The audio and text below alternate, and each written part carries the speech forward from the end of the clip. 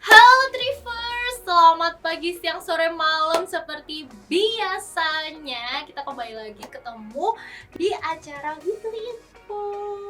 Kali ini Mintrif Mintrif ini namanya Moni bakal membahas seputar otoritas baru hingga asik.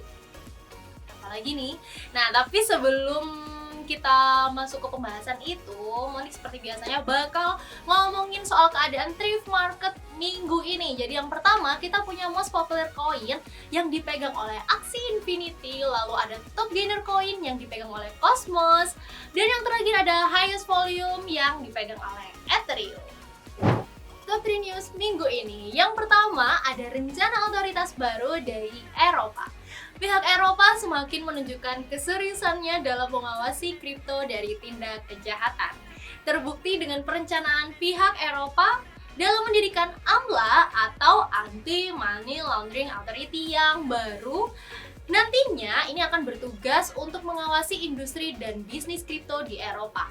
Parlemen Eropa akan merealisasikan ini setelah resesi Agustus tahun ini. Oke, berita yang kedua ada yang lebih buruk dari resesi Amerika. Kira-kira apa sih? CEO JP Morgan, yaitu Jamie Dimon, telah memperingatkan akan terjadinya sesuatu yang lebih buruk dibandingkan resesi Amerika Serikat. Ia menyampaikan bahwa hal itu dapat menyebabkan aset yang beresiko terguncang kembali. Ia juga menambahkan peluang itu muncul hingga mencapai 20-30% yang disebabkan oleh suku bunga, QT, harga minyak, serta perang Ukraina dan Tiongkok versus Taiwan. Dan yang terakhir kita balik lagi, comeback lagi ke ASICS. Kira-kira ada apa lagi sih koin ASICS? Minggu ini kita dikejutkan dengan kemunculan kembali token ASICS dalam berita-berita seputar kripto.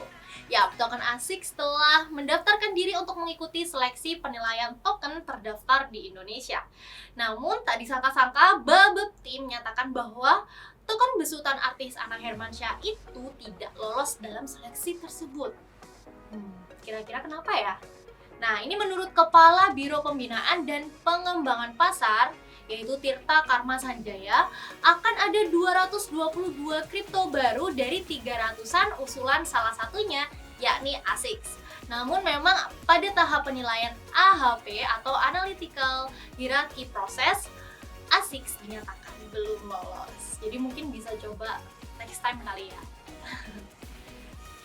Oke, Thrifers, thank you banget yang udah dengerin Thrift Market minggu ini. Dan tentunya top 3 news minggu ini. Kita langsung aja ke analisa Mas Randy berikut ini.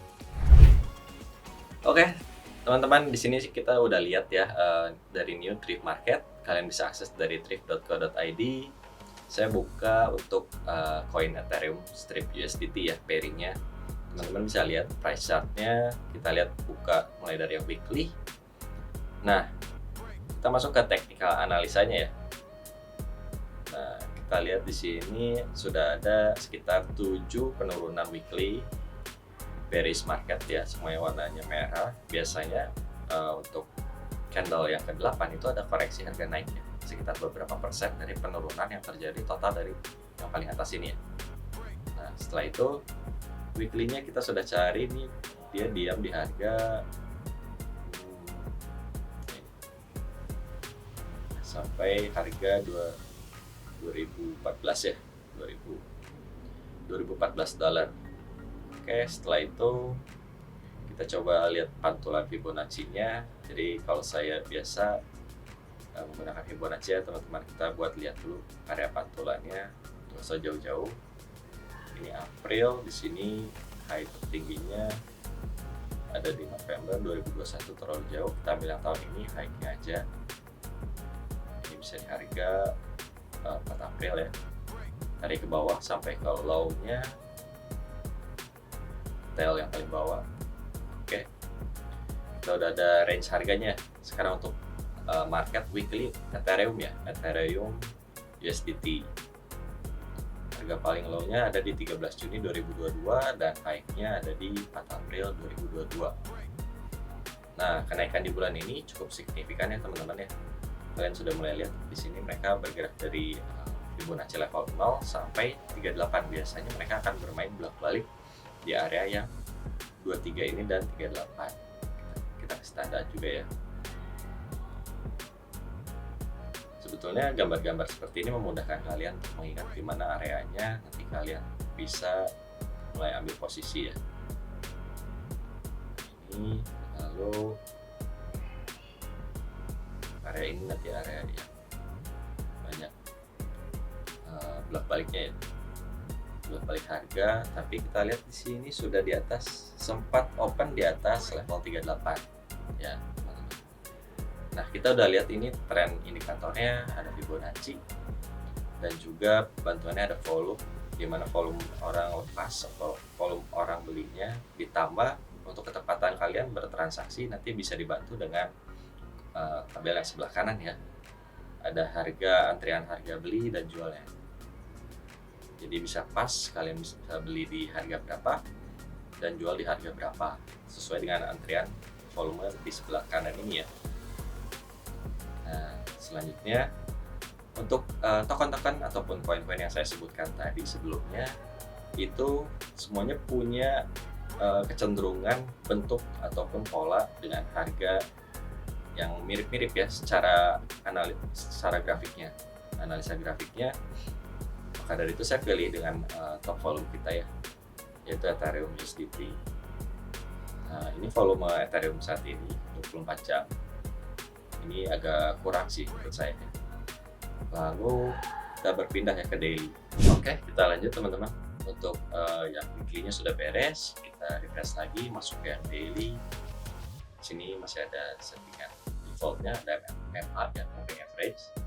Volume tetap dipasang. Untuk trend indikatornya biasa kita pakai Bollinger ataupun envelope ya teman-teman, yang sukanya yang mana. Kalau Bollinger saya lebih suka karena dia mirip dengan exponential moving average ya. Dia lebih dekat, bikin harga rata-ratanya lebih dekat dengan harga yang sedang berjalan. Jadi dia mengawal terus harga-harga yang ada. Sedangkan untuk si moving average yang biasa dia punya garis yang cukup jauh dari harga high ataupun harga low dari market ya. Ini Ethereum. Kita sudah lihat semuanya ada di atas middle band mulai dari tanggal 14 Juli 2022 sudah mulai ada kenaikan harga sampai dia terjadi sedikit koreksi di tanggal 26, tapi dia tidak tembus ke bawah middle band dari Bollinger.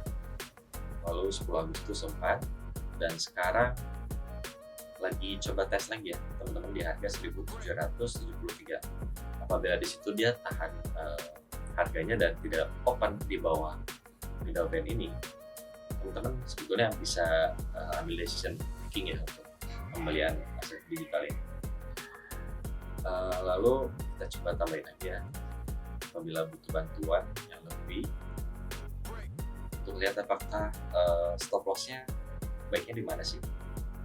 Untuk stop kerugiannya ini kita bicara mengenai risk manajemennya, ini ada di 1364 dolar, dan untuk resistennya ini seharusnya sudah berpindah ke ini lagi nempel.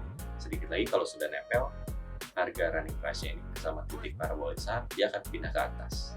Nah, pindah ke atasnya sampai mana sih? Kita lihat dulu ya. Alat parabolik saham yang pertama ada di harga 2101. Nah, kesimpulannya di sini teman-teman bisa follow buy ya kalau ternyata dia break upper band dari Bollinger ini di 2005, dan juga ternyata dia open candle di atas harga 2010 tadi ya, 2110 ya. Nah, kita tandain di sini pakai yang rectangle.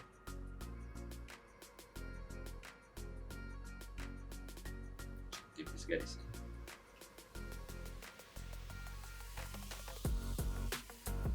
Oke. Lalu untuk trendline-nya sendiri, kalau teman-teman yang suka pakai trendline, ini bisa tadi, oh ternyata dia semua harga yang masih di atas dari harga low ya. Kita lihat.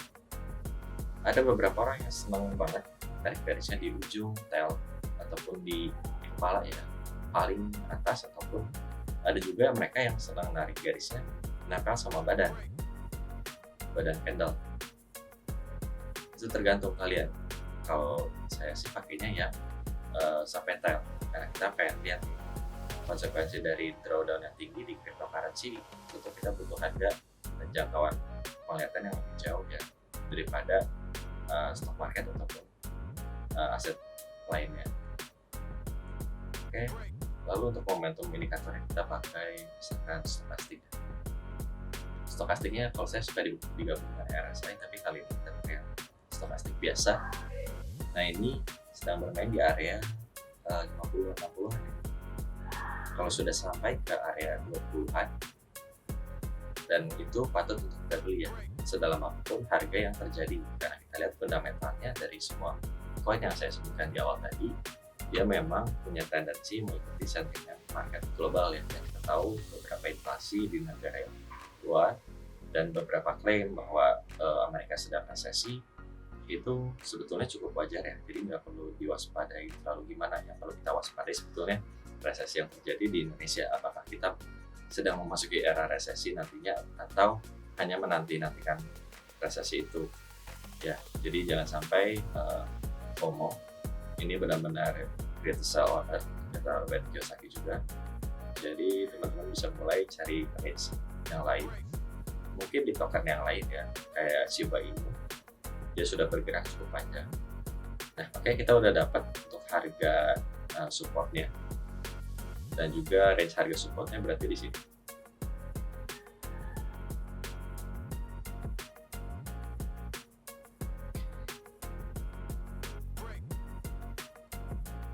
Tapi untuk taking profitnya, kita bisa expect sebetulnya lebih atas lagi ya. Taking profitnya kita ambil mulai dari kejatuhan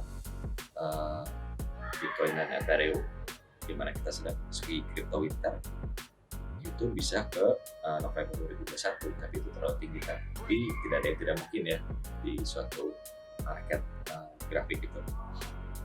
Nah, kita lihat sebetulnya by the dip ini benar-benar momentum ya, yang mungkin kita nggak pernah dapat lagi nantinya di masa depan.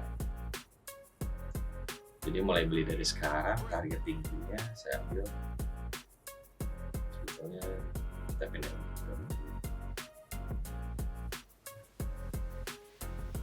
kita pucat ya, lihat.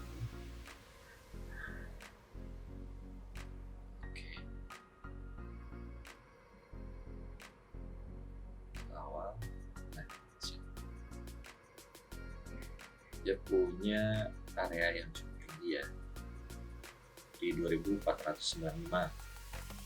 Kalau itu break, tentu saat berpindahnya dari daily ke weekly yang tadi, simbol linearnya pun akan mengikuti teman-teman reverse. Jadi kita bisa lihat, oh ternyata ini masih di atas middle bandnya yang weekly. Otomatis kita akan punya harapan dia akan sampai ke upper bandnya. Upper bandnya itu ada di angka 3205 dan akan terus mengecil ya. Oke, kita udah tahu harga penurunan tajamnya selama 7 minggu berturut-turut, bahkan lebih ya, 11 ya kalau kita lihat. Tapi ini adalah pengaruh dari fundamental. Nah sekarang kita sedang recovery lagi. Setelah dia recovery dari harga yang paling bawah ini, yang ke 1100, pokoknya 882 malah ya, sampai ke harga tadi berdasarkan yang TV candle itu ada di harga 2000-an ya, 2000. Kalau udah tembus area sini, kita udah mulai agak tenang nih. Dia akan recovery lagi sampai harga 4.700-an ya, 1.700-an dengan asumsi 3.190-nya ini dia tembus dulu ya. Dan ini untuk follow buy dengan time frame yang cukup panjang ya, weekly. Jadi teman-teman trader harap bersabar untuk ambil peluangnya tadi yang daily dulu aja. Tapi untuk yang di bawah daily itu butuh kesabaran ya, karena semua market yang kita lihat di tabel sebelah kiri merah ya hari ini, semuanya merah. Sisanya hanya pairing yang asing, USD dan USDT. Lalu untuk Shiba ya teman-teman, satu lagi. Nah, yang Shiba ini dia punya perbedaan. Kita lihat tadi. Nah, dia sudah bikin kontraksi duluan ya, harganya cukup tinggi gitu kan, barangnya kelihatan berbeda ya bentuknya. Nah, ini dia lebih fragile lagi sebenarnya teman-teman kalau untuk follow buy sekarang ya. Tapi gimana sentimen dari berita fundamentalnya, apakah dia masih maju dengan keadaan Elon Musk ataupun Tesla, ataupun ini hanyalah kontraksi sementara aja ya, jadi kelihatan. Tapi menurut saya ini cukup bagus untuk perkiraan situasi kali ini. Dilihat dari eksponensialnya, itu bukan average biasa ya. Average biasanya ada 2 dengan time frame yang cukup jauh, 99 hari ke belakang, nanti sekitar 3 bulan. 1 bulan ini fokus di kenaikan dan 2 bulan berikutnya adalah penurunan. Cukup sehat ya teman-teman. Jadi overall on watch-nya tetap ya Ethereum ya. Ethereum, lalu ada lagi BNB, XRP ada, lalu Solana, Doge, Shiba Inu. Oh terakhir satu lagi Avalanche. Avalanche saya sudah singgung dari kemarin. Jadi stay tune aja terus dengan kenaikan ini. Kita berharap di crypto winter ini ternyata ada beberapa token yang selamat lebih duluan ya daripada koin-koin ataupun token lain.